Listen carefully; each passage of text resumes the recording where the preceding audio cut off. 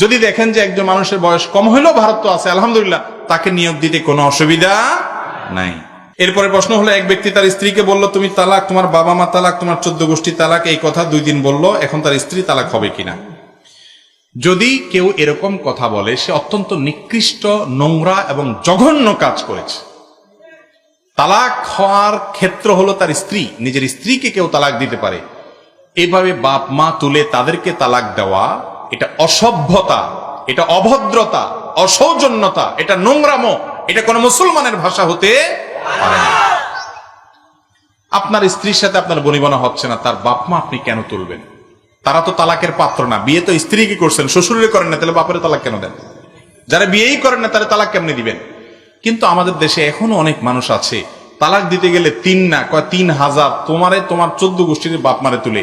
এই মানুষগুলো হলো এক কথায় ফাসেক, গুনাহগার, পাপিষ্ট, অপরাধী, খারাপ মানুষ। আল্লাহর কাছে এরা খুবই অপছন্দের মানুষ। রাগ আসলে মাথাটা ঠিক রাখেন, এত বেলাইন হয়ে যায় না যে কি বললেন, কারে বললেন সেটা খেয়াল করলেন না। মুসলমান কখনো গালিবাজ, অভিশাপকারী এবং এই যেনতেন ফালতু এবং নিচু কথা বলা মানুষ মুসলমান হতে পারে না।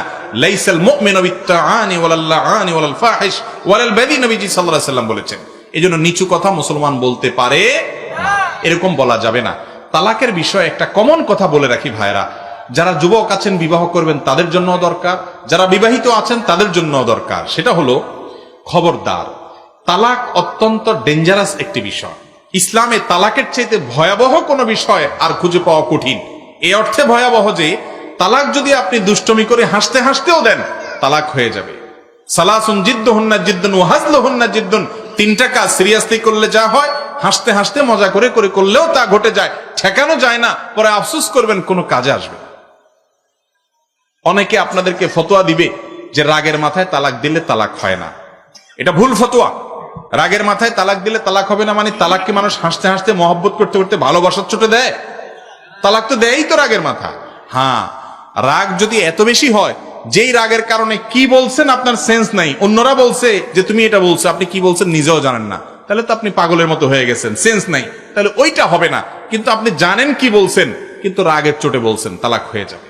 এই জন্য যারা বিবাহিচ্ছুক অথবা বিবাহিত, আল্লাহর ওয়াস্তে স্ত্রীর সাথে ঝগড়া হয়, প্রয়োজনে একটা ধাক্কা দিলেন, প্রয়োজনে একটু শক্ত কথা বলেন, খবরদার তালাকের কথা মুখ দিয়ে বাহির করবেন না। বেশিরভাগ মানুষ তালাক দিয়ে এরপরে হুজুরের কাছে আসে, বলে হুজুর দিয়া ফেলাইছি, বলি ফেলাইছি, কি করবো, ইচ্ছাকৃত বলি নাই। অনেকে বলে যে হ্যাঁ রাগের মাথায় বলে ফেলছে, অনেকে বলে যে আসলে আমার উদ্দেশ্য ছিল না, অনেকে বলে যে আমি এখন তওবা করতে চাই। ভাই, তালাক এমন একটা জিনিস, এটা ছুরি ভরার মতো।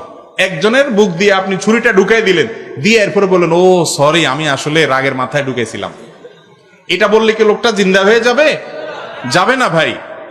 এখন যদি আপনারে কোনো ইমাম সাহেব, কোনো কাবা শরীফের ইমাম সাহেবরে আনাইয়া তওবা পড়ানো হয় যে তুমি যেহেতু ছুরি বললা তার বুকে তওবা করো, তাইলে লোকটা জাতা হয়ে যাবে, জীবিত হবে? যদি না হয়, তালাকটা হুবহু এরকম, সারা পৃথিবীর সমস্ত আলেমরা একমত, একজন আলেম দ্বিমতকারী পাবেন না। এত ডেঞ্জারাস বিষয়, সেই তালাকটা কথায় কথায় দেওয়া যাবে? খবরদার, রাগ উঠছে অন্য 1000 কথা বলেন, তালাকের কথা বলবেন না। বলে তালাক তাহলে কখন বলবো? তালাকের যদি সিদ্ধান্ত নেন, তাহলে দেখেন যে এর সাথে বনিবনা করে হচ্ছে না, একজন ভালো আলেমের কাছে চলে যান, পরামর্শ করেন, হুজুর তালাক দিতে চাই কারণ তার সাথে আমার ঘর করা হচ্ছে না, কি করব? মুরব্বীদের সাথে পরামর্শ করেন, তারও আগে অনেকগুলো কাজ আছে, সেগুলো শেষ করেন, বুঝান, শাসন করেন, রাগ করে বাড়ির থেকে বাইরে চলে যান, বিছানা পৃথক করেন, 2 পক্ষের মুরব্বীদেরকে ডাকেন, কোনো কিছুতে হয় নাই, এরপরও তালাক দিতে হবে, ভালো কথা দেন। এখানে বোরে ডাইরেক্ট তালাক দিবেন না, একজন ভালো আলেমের কাছে যায় আগে পরামর্শ নেবেন, হুজুর কিভাবে তালাক দিলে আমার গুনাহ হবে না এবং আমার বিপদটাও দূর হবে। হুজুর পরামর্শ দিবে, এমন একটা পদ্ধতিতে তালাক দিবেন যেই তালাক দেওয়ার পরে আপনি 10 বছর পরেও যদি চান তাকে আবার ফেরত নিতে, সেই সুযোগ থাকবে। এটা ভালো না খারাপ? বেশিরভাগ লোক তালাক দেওয়ার সময় তো মাজা গামছা বাঁধি 3টা না 3000টা দেয়, মেয়েরে দেয়, মহিলারা দেয়, মহিলার বাপমা 14 গোষ্ঠী তুলে দেয়, এ অসভ্য মার্কা তালাক দেয়। এরপরে দেখা যায় 2 বছর 4 বছর না যাইতে, অনেকে 2-4-6 মাস না যাইতে, অনেকে 2-10 বছর যাওয়ার পর আয়সা কান্নাকাটি করে, হুজুর এখন আসার কোনো রাস্তা আসেনি, তখন আসলে করে ফেলাইছিলাম, এখন বুঝতেছি এর চেয়ে ভালো কিছু আর নাই, আসলে যা হয়েছে হয়েছে, মিলেমিশে থাকাই ভালো। ওই মহিলাও কান্দে, স্বামীও কান্দে, কিন্তু এমন ভাবে তালাক দেয় যে আসার আর কোনো রাস্তা থাকে না। কোন হুজুরের তওবা পড়ালে কি তালাক উঠে যায়? তাহলে তালাক দেওয়ার আগে সাবধান থাকবো তো ইনশাআল্লাহ।